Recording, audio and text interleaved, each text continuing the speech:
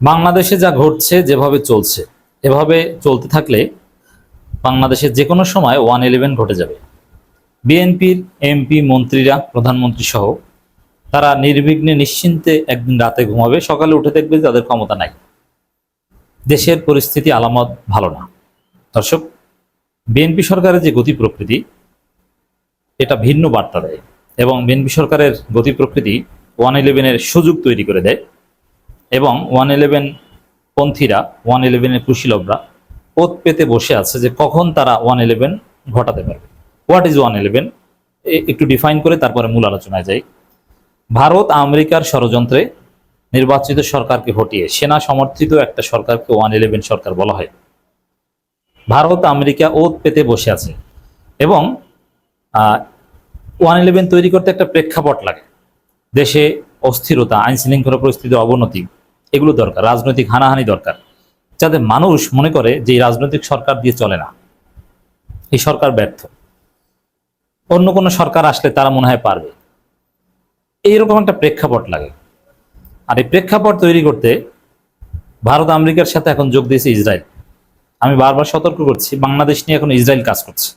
বাংলাদেশে Israel, Mossad, এরা জঙ্গি নাটক মঞ্চস্থ করতে পারে এবং এই মোসাদের দালাল যারা আছে বাংলাদেশে, দেখবেন যারা হঠাৎ করে মারাত্মক সক্রিয় এবং ঘাটতি মেরে থাকা দালাল, যাদের পরিচয় ধর্মীয় নেতা অথচ তারা জঙ্গিবাদের পৃষ্ঠপোষক এবং জঙ্গিবাদের ইনফ্লুয়েন্সার। নাম বললে আবার তারা রাগ হন, আমাদের বিরুদ্ধে ভিডিও বানান, অমুক পুরি তমুক পুরি, হঠাৎ ব্যাপক সক্রিয়। তো দর্শক, এদের মাধ্যমে আবার মেট্রো রেলের নিচে ছাতা বোমা পাওয়া যায়। ছাতা বোমাটা যদি উদ্দেশ্য ছিল হিন্দুদের একটা যাত্রা, রথযাত্রা বা যে তাদের একটা ধর্মীয় শোভাযাত্রা, ওই শোভাযাত্রাটার ওইখানে বোমাটা ফাটানো, যদি ব্লাস্ট করা যেত তাহলে সাপোজ 8-10 জন হিন্দু মারা যেত, তখনই ভারত বলতো যে বাংলাদেশে হিন্দুরা নিরাপদ না। ভারতের কেউ কেউ বলতো যে বাংলাদেশে সামরিক হস্তক্ষেপ দরকার হিন্দু বাঁচাতে, হিউম্যানিটেরিয়ান ইন্টারভেনশন দরকার। এখন এই ধরনের স্যাবোটাজ এবং মোসাদ করার চেষ্টা করছে, আর বিএনপি বুঝে হোক না বুঝে হোক এই ফাঁদে পা দিচ্ছে। সাপোজ যশোরে জামাত এমপির বাসভবনে মত করা, এতে কিন্তু প্রথম আলোর উস্কানি আছে, মানে ওই রয়ের দালালদের উস্কানি আছে। প্রথম আলো এই হামলার বৈধতা উৎপাদন করছে। হবিগঞ্জে নাসিরউদ্দিন পাটোয়ারি, সার্জিস আলমদের উপর হামলা, দেখবেন যে এই ভারতের দালালরা একটা বৈধতা উৎপাদন করছে। কি বলছে? হ্যাঁ, হবিগঞ্জে যে তোমরা সেই আমাদের গৌস কুতুবের বিরুদ্ধে কথা বলবা আর তোমরা নিরাপদে হবিগঞ্জ থেকে বের হয়ে আসবা, এটা কি হয়? এর মানে হামলার বৈধতা উৎপাদন করা হচ্ছে। আর বিএনপি সরকার পরিস্থিতি নিয়ন্ত্রণ করতে পারছে না।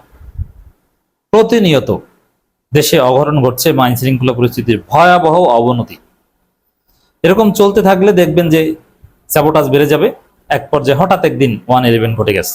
আমরা সতর্ক করছি, কারণ 111 ঘটলে সেটা বিএনপি, জামাত, এনসিপি সবার জন্য খারাপ হবে এবং 111 ঘটলে আওয়ামী লীগ অনিবার্যভাবে বিনা ঘোষণায় অটোমেটিক্যালি চলে আসবে।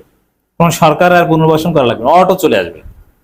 আওয়ামী লীগ রাজনীতি প্রাসঙ্গিক হয়ে যাবে, কারণ 111 আসলে জামাত, বিএনপি, এনসিপি কে সে 111 সরকার পেটাবে, ধরবে, জেলে নিবে, তখন আওয়ামী লীগ এমনি এমনি চলে আসবে। এতে আর তাদের কোনো নিষেধাজ্ঞা, প্রত্যাহার, বৈধতা এগুলো কিছুই লাগে না। এরকম যদি কিছু ঘটে, এর পুরো দায় বিএনপি সরকারকে নিতে হবে, কারণ তাদের আচার আচরণ, তাদের গতিবিধি এই আইন শৃঙ্খলা পরিস্থিতির অবনতির জন্য দায়ী। দর্শক, এ বিষয়ে কথা বলেছেন এনসিপি, জাতীয় নাগরিক পার্টি নেতৃবৃন্দ। আখতার হোসেন বলেছেন, এনসিপি সদস্য সচিব এবং জাতীয় সংসদ সদস্য, এভাবে চললে সবার আগে বাংলাদেশ হবে না, সবার আগে হবে বিএনপি। সবার আগে বিএনপি কিভাবে? এটা জামাতের আমিরও বলেছেন, সবার আগে বাংলাদেশ না, সবার আগে বিএনপি।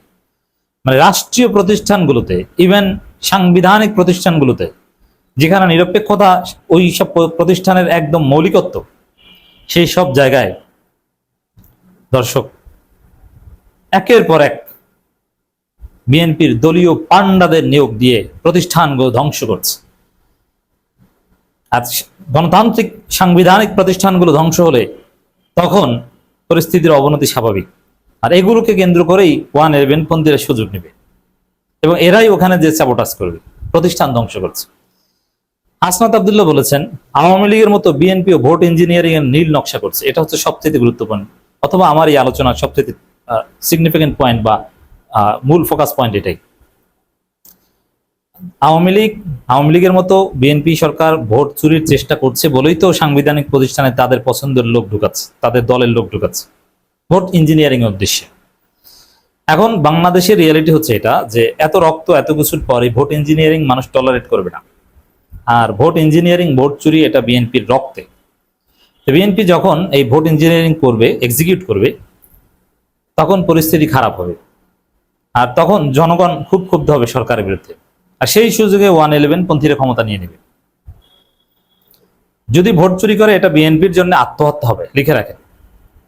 জামাতের তেমন ক্ষতি হবে না, কারণ জামাতের হারানোর তেমন কিছু নাই, বিএনপির হারানোর কিছু আছে। আর এবার যদি বিএনপির পতন ঘটে, বিএনপি আর ঘুরে দাঁড়াতে পারবে না।